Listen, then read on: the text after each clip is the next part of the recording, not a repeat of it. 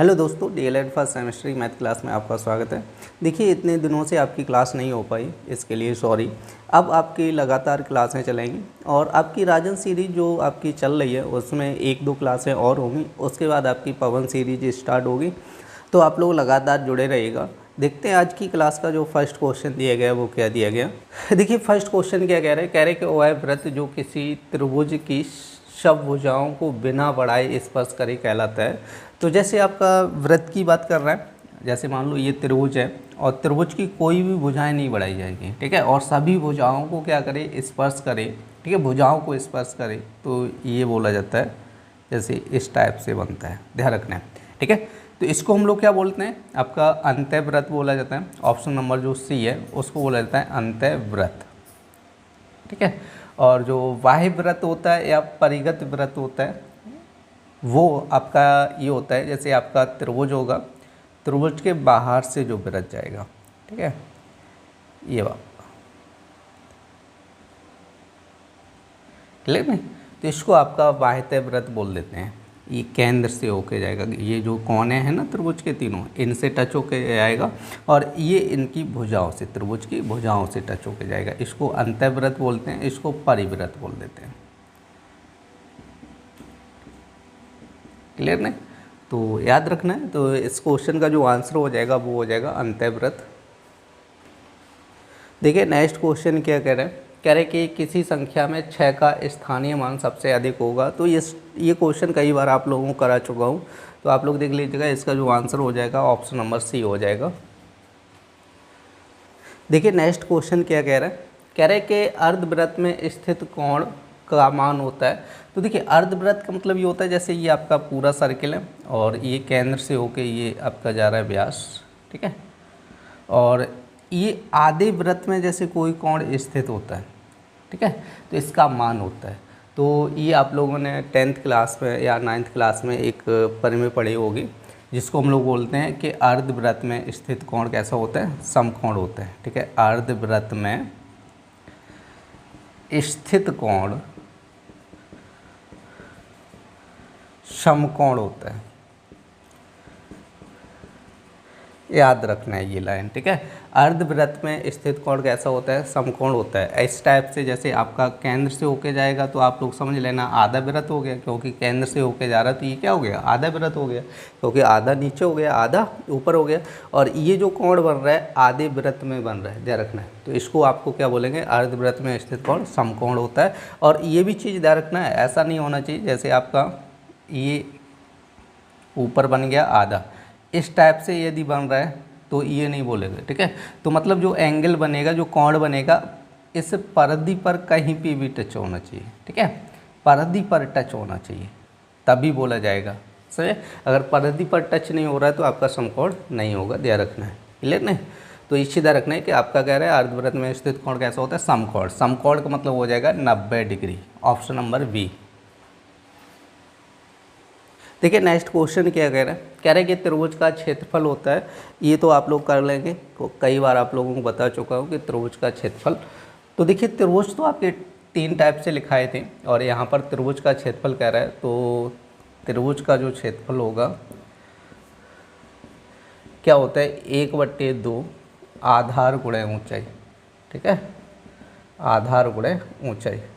और ये होता है समकोण त्रिभुज का, ठीक है, समकोण त्रिभुज का। क्लियर नहीं, याद रखना है। आप लोगों को बताया था समकोण त्रिभुज का अलग होता है, समबाहु त्रिभुज का अलग होता है। समबाहु त्रिभुज का मतलब होता है जिसकी सभी भुजाएं बराबर हों, ठीक है, समबाहु। ठीक है, समबाहु त्रिभुज का मतलब क्या होता है, जिसकी सभी भुजाएं कैसी हों, बराबर हों। इसका जब हम लोग क्षेत्रफल निकालते हैं तो ये होता है √3/4 इंटू भुजा स्क्वायर, ठीक है, याद रखना है। समबाहु त्रिभुज का क्या हो जाता है, √3/4 भुजा स्क्वायर। और आपका जैसे त्रिभुज का क्षेत्रफल क्या होता है, 1/2 आधार गुणे ऊंचाई। और 1/2 आधार गुणे ऊंचाई होती है, वो होता है समकोण त्रिभुज का। और ये होता है आपका समबाहु त्रिभुज का, ठीक है, जिसकी सभी भुजाएं क्या होंगी, बराबर होंगी। तो आप लोग देख लो 1/2 आधार गुणे लंब। लंब देखो ऊंचाई आप लोग समझो, जैसे समकोण त्रिभुज का मतलब होता है कि जिसका एक कोण कितने डिग्री होना चाहिए, 90 डिग्री होना चाहिए, ठीक है।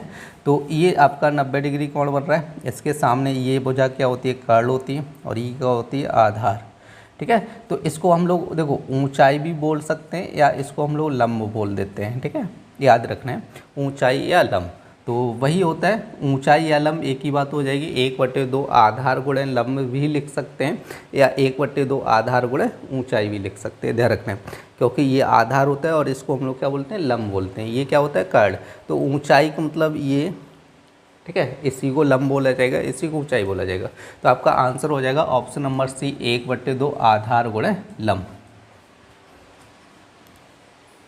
देखिए नेक्स्ट क्वेश्चन क्या कह रहा है, कह रहे कि किसी त्रिभुज की भुजाएं कह रहा है 6 सेंटीमीटर, 8 सेंटीमीटर और 10 सेंटीमीटर है, उसका क्षेत्रफल ज्ञात कीजिए।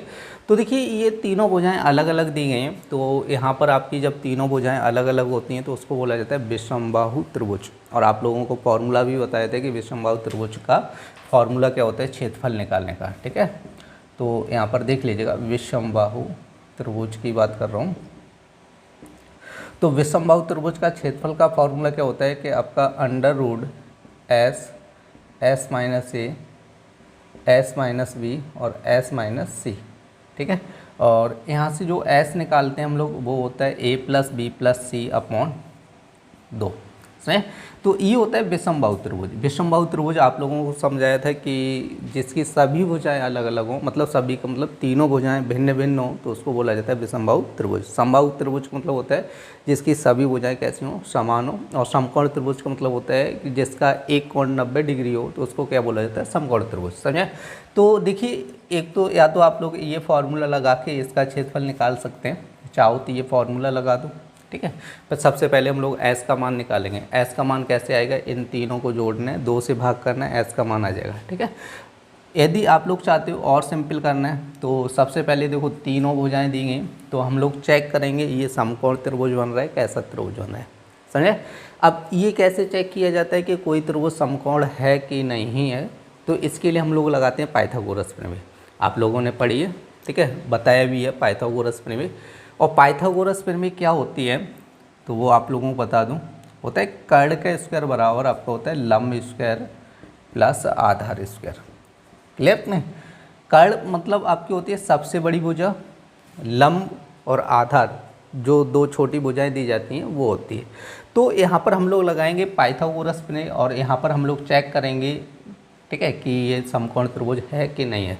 तो सबसे बड़ी भुजा देखो आपकी कितनी है, 10 है। तो 10 का वर्ग करो कितना हो जाएगा आपका, 100 हो जाएगा, चलिए 10 का वर्ग कितना हो जाएगा, 100 हो जाएगा।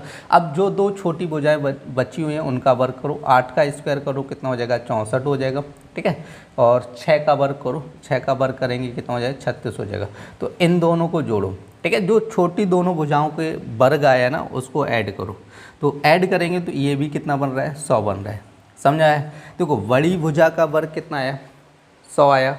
छोटी दोनों भुजाओं के वर्गों का योग कितना आया, ये भी 100 आया। तो इसका मतलब हो गया ये कैसा त्रिभुज है, समकोण त्रिभुज है। कैसा त्रिभुज है, समकोण त्रिभुज है। और समकोण त्रिभुज का क्षेत्रफल हम लोग कैसे निकालते हैं, 1/2 आधार गुणे ऊंचाई। क्या निकालते हैं, आधार गुणे ऊंचाई। अब देखो यहाँ पे समझो, बड़ी भुजा क्या होती है, कर्ण होती है। कर्ण को छोड़ के बाद बाकी दोनों भुजाएं क्या होंगी, आधार और ऊंचाई होंगी। तो इसमें आपका हो जाए 1/2 8 गुणे 6, क्लियर हुआ कि नहीं। 1/2 8 गुणे 6, बड़ी भुजा छोड़ दो, बड़ी भुजा क्या होती है, कर्ण होती है। और बाद बाकी दोनों छोटी भुजाएं क्या होंगी, एक लंब होगी एक क्या होगी, ठीक है, आधार होगी, सही। तो रख लो लंब आधार, क्लियर नहीं। अब इसको आप लोग सॉल्व करो, 2 से काटो 4, 6 गुणे 4 करो कितना है, 24 वर्ग centimetre. Option number D answer हो जाएगा। देखिए नेक्स्ट क्वेश्चन क्या कह रहा है, कह रहा है कि एक त्रिभुज का क्षेत्रफल क्या होगा जिसका आधार कह रहा है 10 सेंटीमीटर और ऊंचाई कह रहा है 6 सेंटीमीटर, ठीक है। तो देखिए और तीसरी भुजा दी नहीं गई, तो हमारा आधार दिया, ऊंचाई दिया, डायरेक्ट आप लोग क्षेत्रफल निकालो। क्या होता है, 1/2 आधार गुणे ऊंचाई, क्लियर नहीं। तो 1/2 आधार कितना दिया है, 10, ऊंचाई कितनी देगी 6, तो 2 से काटो 5, तो 6 गुणे 5 कर लो कितना हो जाए, 30 वर्ग सेंटीमीटर। आपका हो जाएगा ऑप्शन नंबर ए। देखिए नेक्स्ट क्वेश्चन क्या कह रहा है, कह रहे हैं कि 80 और 90 के बीच में अभाज्य संख्याएं हैं। ठीक है, तो अभाज्य संख्याओं की डेफिनेशन आप लोग याद करके रखिएगा, क्योंकि बहुत बार आप लोगों को बता चुके हैं तो आप लोगों को याद भी होगी। जिन लोगों को नहीं याद है वो लोग देख लीजिएगा। देखो, अभाज्य संख्याएं उसे कहते हैं कि जो संख्याएं एक व स्वयं के अतिरिक्त किसी अन्य संख्या से विभाज्य ना हो। ठीक है, मतलब जो संख्या क्या होती है कि देखो, एक और स्वयं से सारी की सारी संख्याएं कट जाती हैं। ठीक है, मतलब जो संख्या किसी अन्य से ना विभक्त हो, ठीक है, उसको हम लोग क्या बोलते हैं, अभाज्य संख्या बोलते हैं। तो जैसे यहाँ पे लिखा है 81, 83, फर्स्ट ऑप्शन में लिखा है। तो देखो 81 जो है वो 9 से कट जाएगा। ठीक है, तो ये आपकी क्या हो जाएगी, भाज्य संख्या हो जाएगी। क्लियर नहीं? तो अब इसी तरह बी ऑप्शन चेक करो, 83 लिखा है और ये 87 लिखा है। यदि हम लोग 87 को देखेंगे तो इसमें 3 का भाग चला जाएगा। ठीक है, 3 से काट के देखो 87 में चला जाएगा, क्योंकि 2 बार जाएगा 6 हो जाएगा, 2 बचेगा 27, 3 नियम 27 हो जाएगा। ठीक है, अब देखो यहाँ से यदि हम लोग सी ऑप्शन को चेक करें 81, तो इसमें भी 9 से चला जाएगा। तो हमारा आंसर हो जाएगा ऑप्शन नंबर डी। ठीक है, 83 और 89।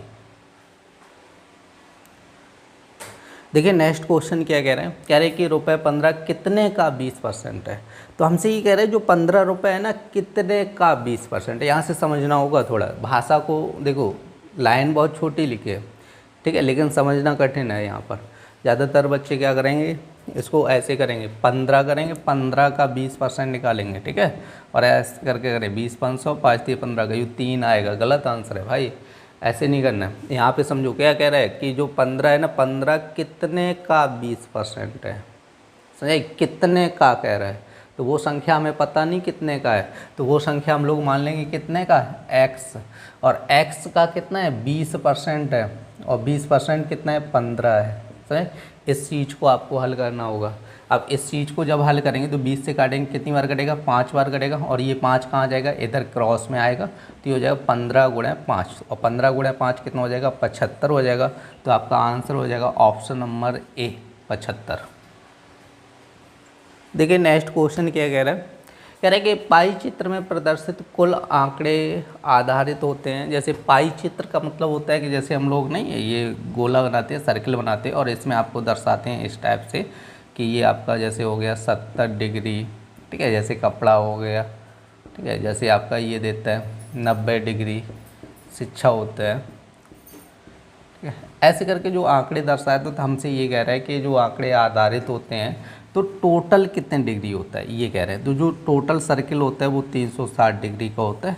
ठीक है, पहले ही बताया होगा आप लोगों को, तो ऑप्शन नंबर सी हो जाएगा 360 डिग्री। कह रहा है पाई चित्र में प्रदर्शित कुल आंकड़े आधारित होते हैं 360 डिग्री। ठीक है, 360 डिग्री से ज़्यादा थोड़ी नहीं हो सकते हैं, इसके अंदर कितना भी आप रखो। ठीक है, छोटे छोटे बेशक कर सकते हैं, लेकिन टोटल जब किया जाएगा तो वो 360 डिग्री ही होता है, उससे ज़्यादा नहीं होगा ना कम होगा। ठीक है, इसका टोटल कितना होता है, 360 डिग्री होता है। देखिए नेक्स्ट क्वेश्चन क्या कह रहा है, कह रहा है कि वह व्यंजक जिसमें केवल कह रहे हैं एक पद होता है कहलाता है। तो देखो एक पद होता है तो उसको हम लोग एक पदी व्यंजक बोल देते हैं। आपका ऑप्शन नंबर ए हो जाएगा। एक पदी मतलब जैसे कहीं पे लिखा है 2x, जैसे लिखा है 2x²। ठीक है, ये दोनों कैसे हैं, एक पदी व्यंजक है। ठीक है, अब दो पदी व्यंजक मतलब क्या होता है कि जैसे कहीं पे लिखा है 2x² + 3, तो इसमें दो पद हो गए। जैसे y² - 4, तो इसमें क्या हो गए, दो पद हो गए। त्रिपदी में क्या होता है, जैसे लिखा होता है 2x² + 5x + 4, तो ये हो जाते हैं। ठीक है, त्रिपदी में 1 2 3 पद हैं कि नहीं है, तो ये सीधा रखना है। त्रिपदी में क्या होता है कि 3 पद होंगे, दो पद में क्या होता है, 2 पद होते हैं। ठीक है, एक पदी में क्या होता है, 1 पद होते हैं। बहुपदी में क्या होगा, बहुत से पद हो जाएंगे। ठीक है, जहाँ पे बहुत से पद होंगे तो उसको बहुपद बोला जाएगा, ध्यान रखना है। तो इस क्वेश्चन कह रहा है कह रहा है कि वह व्यंजक जिसमें केवल एक पद होता है क्या कहलाएगा, एक पदी व्यंजक कहलाया जाए।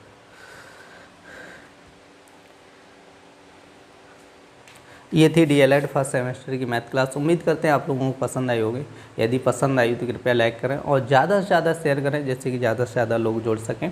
फिर मिलते हैं ऐसी नेक्स्ट क्लास में, तब तक के लिए धन्यवाद।